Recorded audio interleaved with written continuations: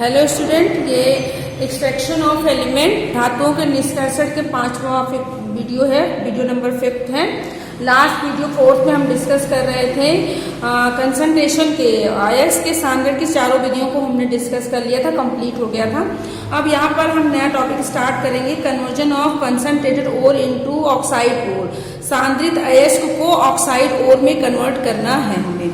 तो सांद्रित अयस्क को ऑक्साइड ओर में कन्वर्ट करने का मतलब क्या हुआ कि इसमें हम कौन से प्रोसेस डिस्कस करने वाले हैं।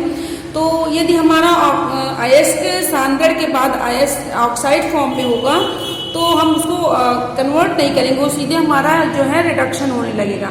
बट यदि हमारा और जो है अयस्क वो सल्फाइड या फिर जो है कार्बोनेट फॉर्म में होता है तो उसे हम ऑक्साइड फॉर्म में कन्वर्ट करते हैं। तो जनरली हमें जो अयस्क होता है वो 3 फॉर्मों में मिलता है आफ्टर कंसंट्रेशन। कंसंट्रेशन के बाद 3 फॉर्म में मिलता है, ऑक्साइड फॉर्म होगा या कार्बोनेट हाइड्रेटेड या फिर जो है आपका सल्फाइड फॉर्म होगा। तो हम यहाँ पर डिस्कस करेंगे इसके इस टॉपिक के अंतर्गत first one, that is calcination.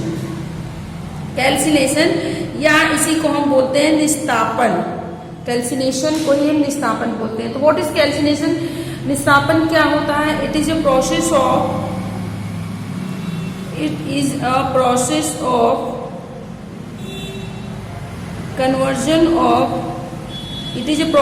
Conversion of carbonate और हाइड्रेटेड एंड हाइड्रेटेड कर सकते हैं, कार्बोनेट और हाइड्रेटेड और इनटू ऑक्साइड और। Process of conversion of carbonate और हाइड्रेटेड और इनटू ऑक्साइड और by heating in absence of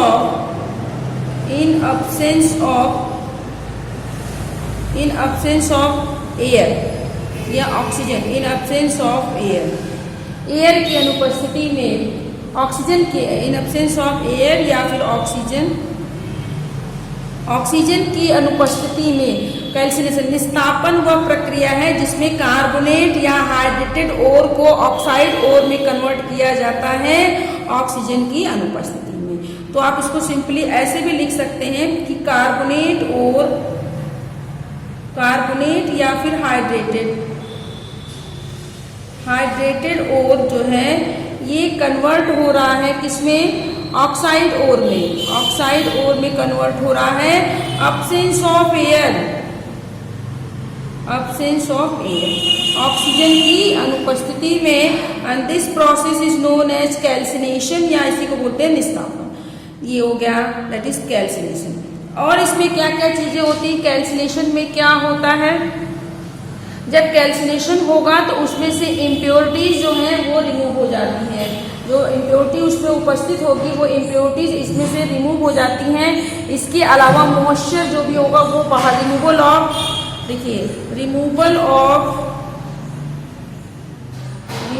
of impurity, अशुद्धियां बाहर निकल जाती हैं। रिमूवल ऑफ इम्प्योरिटीज बाहर निकल जाती हैं। आगे नेक्स्ट क्या और निकलेगा?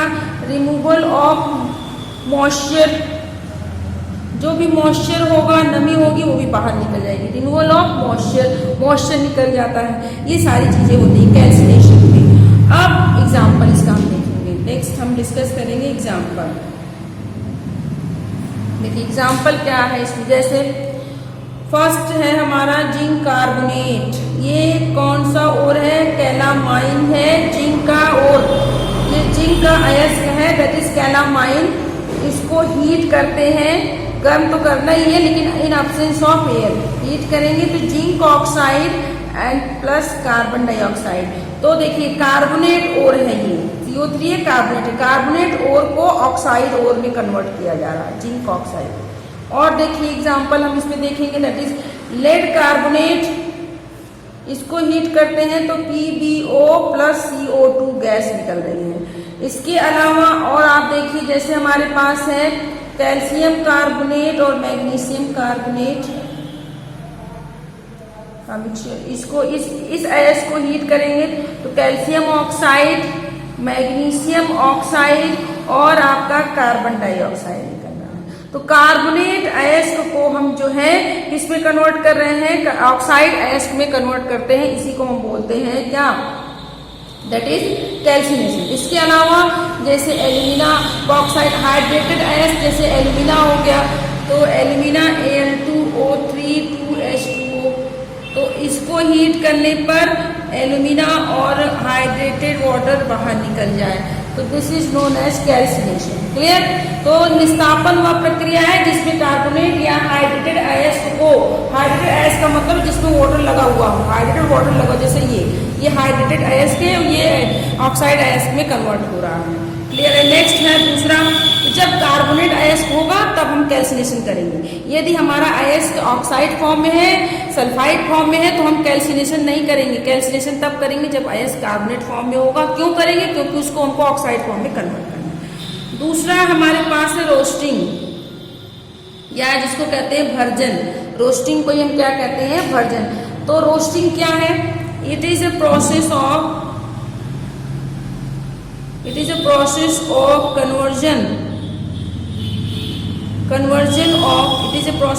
conversion of कौन सा और, सल्फाइड और इंटू ऑक्साइड और, सल्फाइड और इंटू ऑक्साइड और बाय हीटिंग।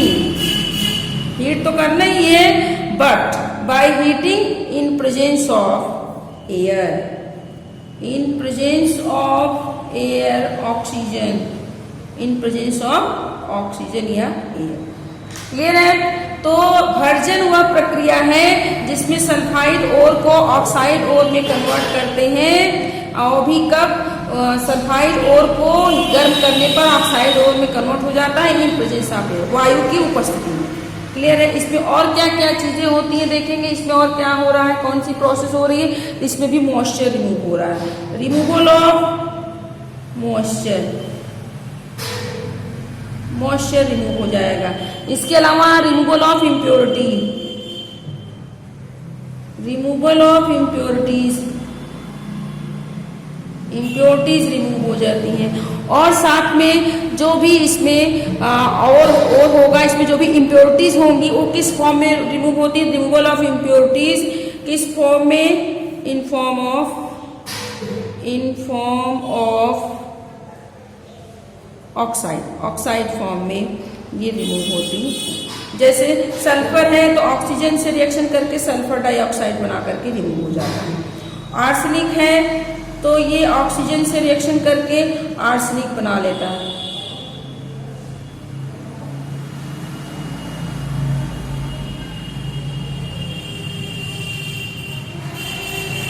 इस तरीके से आर्सेनिक ऑक्साइड बना करके रिमूव होता है। तो ये इम्प्योरिटीज जो हैं ऑक्साइड फॉर्म में रिमूव हो जाती हैं। सिंपली आप इसको इस तरीके से लिख सकते हैं कि रोस्टिंग क्या है, सल्फाइड और कन्वर्ट हो रहा है किसमें, सल्फाइड और विथ ऑक्सीजन, ऑक्सीजन के साथ, in presence of oxygen heat करते हैं तो किसमें कन्वर्ट हो जाता है, ऑक्साइड और में। अब हम एग्जाम्पल देखेंगे, हमारे पास एग्जाम्पल क्या है, देखिए एग्जाम्पल में आप देखेंगे तो एग्जाम्पल जैसे हमारे पास है 2 ppS लेड सल्फाइड ऑक्सीजन के साथ अभिक्रिया रिएक्शन करके क्या बना लेता है, लेड ऑक्साइड और साथ में सल्फर डाइऑक्साइड बाहर निकल जाए, तो सल्फाइड अयस्क कन्वर्ट हो रहा है ऑक्साइड अयस्क में। और भी इसके एग्जाम्पल्स हैं जैसे जिंक सल्फाइड, जिंक ब्लेंड, ये ऑक्सीजन के साथ रिएक्शन करके जिंक ऑक्साइड बना लेगा और सल्फर डाइऑक्साइड गैस बाहर निकल जाती है। इसी तरीके से आपका है क्यूप्रस सल्फाइड ऑक्सीजन से रिएक्ट करके क्या बना लेता है, क्यूप्रस ऑक्साइड और सल्फर डाइऑक्साइड गैस बाहर निकलती है। इनमें से कोई भी एग्जाम्पल आप दे सकते हैं। अब क्वेश्चन में क्या पूछता है, देखिए इस पे क्वेश्चन अक्सर एग्जाम में पूछता है कि what is difference between calcination and roasting. Clear, कहने का मतलब ये है कि निस्तापन और भर्जन में क्या अंतर है, स्पष्ट कीजिए। तो इस पे बेस्ड क्वेश्चन यहीं पे लिख लेंगे, what is the difference difference between calcination, अक्सर एग्जाम में पूछता है, कैल्सिनेशन एंड रोस्टिंग, निस्तापन और भर्जन में अंतर स्पष्ट कीजिए। तो मुझे नहीं लगता कि आप नहीं एक्सप्लेन कर पाएंगे, क्योंकि दोनों चीजें यहाँ पर हैं। तो आपको क्या करना है, एक तरफ आपको टेबल बनाना है कैल्सिनेशन का और दूसरी तरफ बनाना है रोस्टिंग का, निस्तापन और भर्जन, और इसमें आप पॉइंट वाइज लिख दीजिए। फर्स्ट से पहले कैल्सिनेशन में क्या होता है, देखिए शॉर्ट में मैं लिखूंगी क्योंकि मैं एक्सप्लेन कर चुकी हूँ इसको। तो कार्बोनेट और हाइड्रेटेड और इन अब्सेंस ऑफ एयर, इसको जरूर याद रखेंगे, in absence of air converted into oxide ore में कन्वर्ट हो जाएगा। कार्बोनेट और या हाइड्रेटेड और ऑक्साइड और में कन्वर्ट हो जाएगा। और इसमें देखेंगे, इसमें क्या होगा, सिंपली आप शॉर्टकट लिख दीजिए, सल्फाइड और in presence of oxygen by heating, strongly heat इसमें यूज करेंगे, कन्वर्ट हो जाएगा किसमें, ऑक्साइड और में कन्वर्ट हो जाता है। क्लियर। अब एक चीज और यहाँ पर आप क्या लिखेंगे, कैल्सिनेशन किसकी उपस्थिति में होता है, जो है इन एब्सेंस ऑफ एयर, इसमें एयर की अनुपस्थिति होगी, बट यहाँ पर इन प्रेजेंस ऑफ एयर की प्रेजेंस में होता है। ये दो मेजर डिफरेंस है, बाकी इनके एग्जाम्पल आप यहाँ पर दिखा देंगे। यहाँ पर इनके आप एक एक एग्जाम्पल दे दीजिए। जैसे हमने ले लिया जिंक कार्बोनेट कन्वर्ट हो रहा है किसमें, जिंक ऑक्साइड और CO2 कार्बन डाइऑक्साइड, और इनमें से कोई एक एग्जाम्पल आप यहाँ पर ले लीजिए, 2ZnS plus 3O2 converted into 2ZnO zinc oxide and sulphur dioxide, and that is the difference between calcination and roasting.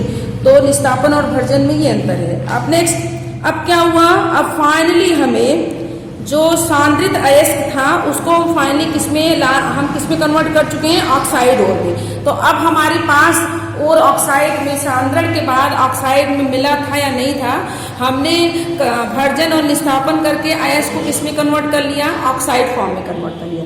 अब ऑक्साइड फॉर्म में हमने कन्वर्ट कर लिया, तो अब क्या करेंगे, अब ऑक्साइड से ऑक्सीजन को रिमूव कर दें।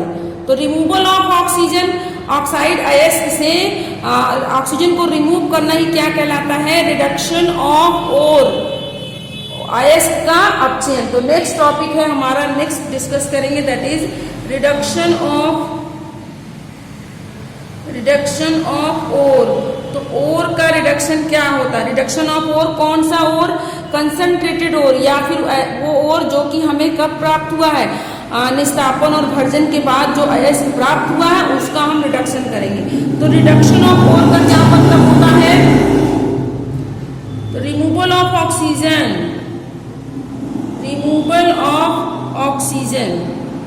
ऑक्सीजन को रिमूव करना, removal of oxygen is called reduction of ore. तो ऑक्साइड ओर से हम ऑक्सीजन रिमूव कर दें तो क्या हो जाएगा, रिड्यूस जाएगा, वो अयस्क जो है उसका अपचयन हो जाएगा। अयस्क का अपचयन किस तरीके से होता है, उसमें से ऑक्सीजन निकाल करके। तो इसमें क्या हो जाएगा, देखिए ऑक्साइड और किसी न किसी रिड्यूसिंग एजेंट की उपस्थिति में, रिड्यूसिंग एजेंट किसी अपचायक कारक की उपस्थिति में जो है एक इसमें कन्वर्ट हो जाएगा, क्रूड मेटल, कच्चा धातु, या इसी को बोलते हैं, यही किस फॉर्म में होगा, इम्प्योर फॉर्म में होगा, इम्प्योर मेटल होगा, अशुद्ध धातु में। तो इसको आप सिंपली और डिफाइन कर सकते हैं, रिडक्शन ऑफ ओर को और आप क्या कह सकते हैं, formation of crude metal from oxide, formation of crude metal from oxide ore is called reduction of ore। अयस्क का अपचयन किसे कहते हैं, वह प्रक्रिया जिसमें ऑक्साइड ओर से अशुद्ध धातु सिंपली आप इसको डिफाइन करिए कि ऑक्साइड अयस्क से अशुद्ध धातु या कच्चा धातु प्राप्त करने की प्रक्रिया को हम क्या कहते हैं? रिडक्शन ऑफ अयस्क का अपचयन। अब जो अयस्क का अपचयन होता है वो कई स्टेप में होता है, उसके लिए रिड्यूसिंग एजेंट की आवश्यकता होती है। उसके लिए रिड्यूसिंग एजेंट की आवश्यकता होती है, तो कौन कौन से रिड्यूसिंग एजेंट हो सकते हैं हम यहाँ पर देखेंगे। जो रिडक्शन ऑफ ऑक्साइड ओर है, यहाँ पर देखेंगे रिडक्शन ऑफ ऑक्साइड ओर, क्योंकि हमने यहाँ पर लिखा कि रिड्यूसिंग एजेंट की प्रेजेंस में होगा, तो reduction of oxide ore, reduction of oxide ore carried in presence of different reducing agent,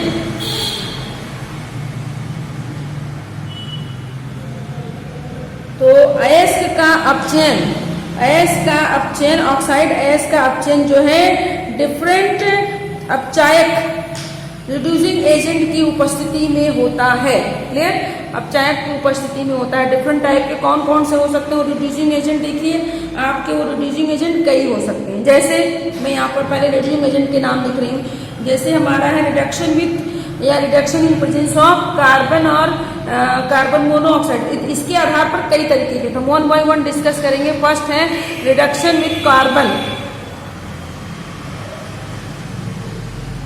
कौन कौन से रिड्यूसिंग एजेंट हो सकते हैं? तो रिडक्शन विथ कार्बन या फिर carbon monoxide, reduction with carbon या फिर कार्बन मोनोऑक्साइड। स्पेशली कार्बन की हम बात करेंगे। रिडक्शन विथ कार्बन, तो जब कार्बन के साथ रिडक्शन करते हैं तो उस प्रोसेस को बोलते हैं smelting. It is also called, this is also called smelting, प्रगलन। इस प्रक्रिया को हम क्या कहते हैं? प्रगलन भी कहते हैं। जब हम कार्बन या कार्बन मोनोऑक्साइड की उपस्थिति में ऑक्साइड ओर का अपचयन करते हैं तो उस प्रोसेस को स्मेल्टिंग भी कहते हैं। तो रिडक्शन ऑफ ऑक्साइड ओर, उसको आप डिफाइन कर सकते हैं।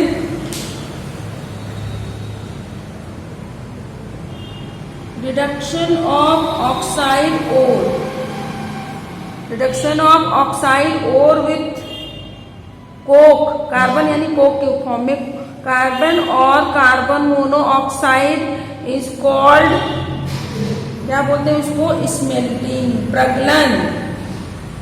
प्रगलन वह प्रक्रिया है जिसमें कि ऑक्साइड अयस्क को कार्बन या कार्बन मोनोऑक्साइड के साथ अपचयन किया जाता है, उसे हम क्या बोलते हैं? प्रगलन, स्मेल्टिंग कहते हैं। आगे देखेंगे नेक्स्ट हमारा इसमें क्या होना चाहिए। अब देखिए जो स्मेल्टिंग की प्रक्रिया होती है, जो स्मेल्टिंग की प्रोसेस है वो जो है एक सुटेबल रिएजेंट की उपस्थिति में, एक सुटेबल सब्सटेंस की उपस्थिति में किया जाता है। देखिए क्या हो सकता है। तो इसमें next point number 2, that is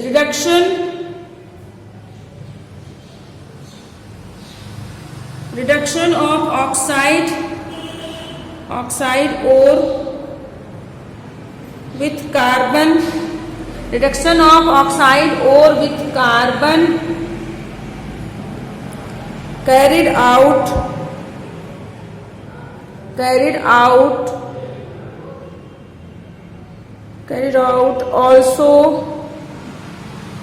also by adding additional reagent।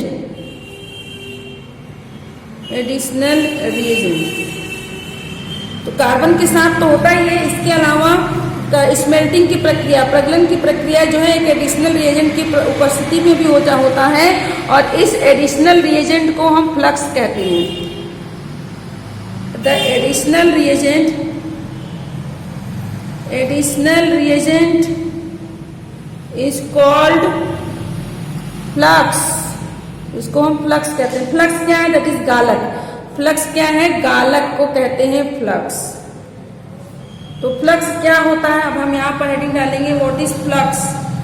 Flux किसे कहते हैं? गालक किसे कहते हैं? तो फ्लक्स क्या है? वह रासायनिक पदार्थ है जो कि इम्प्योरिटी से, अशुद्धियों से जुड़ करके धातुमल का निर्माण करता है, स्लैग का फॉर्मेशन करता है। तो फ्लक्स